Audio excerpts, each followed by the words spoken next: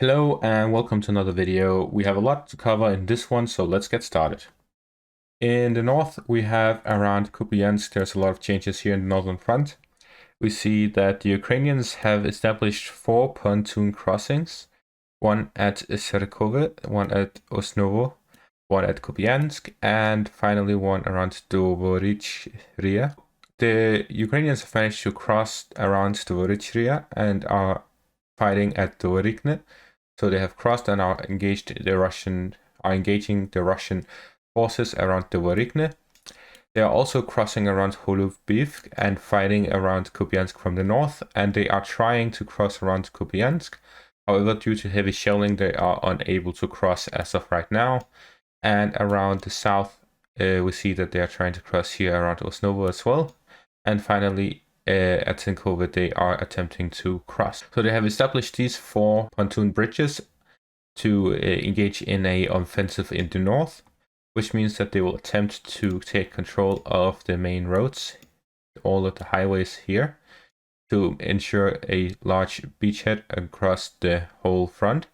And they have this highway here that connects all 3 of these crossing areas, which means that they are able to conduct offensive operations quickly by relocating their forces behind the lines and then advancing where they need to. Their main force is around Kupyansk, where they try to take it from the north as they couldn't cross straight through it, which means that they will try to take the city before crossing through, and then they will use it as a base to establish further beachhead and across down south.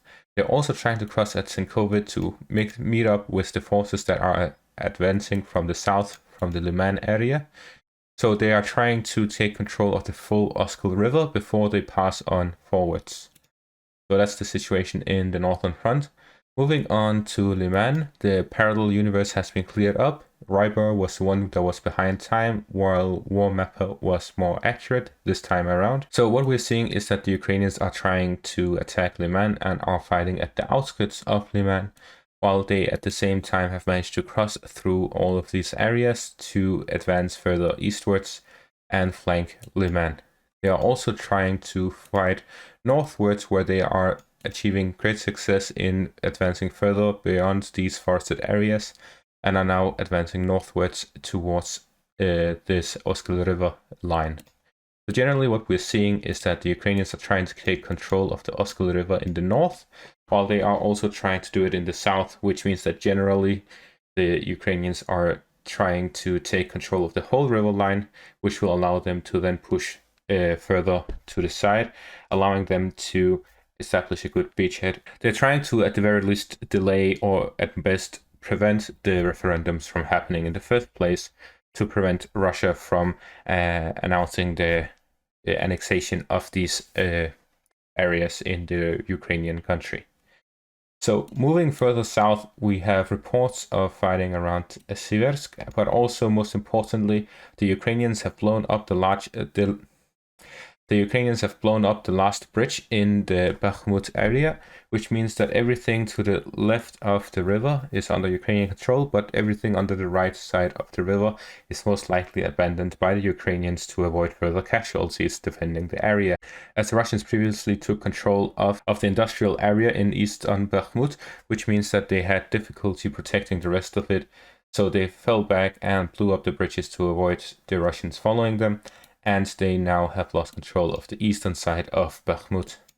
This also means that generally what is east of this river is generally very difficult to protect, because now that the Russians have taken control of the eastern side of the river, they're able to push southwards from Bakhmut towards Ivanrad and Veselitolina, which is on the east of the river here.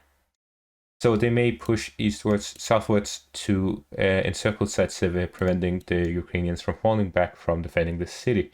So most likely we will see the Ukrainians either fall back and withdraw from Zaitseve to avoid getting encircled, or we will see the Russians advancing from towards the south from the north and northwards from the south to encircle Zaitseve. And that's it for this update. Thanks for watching and have a great day.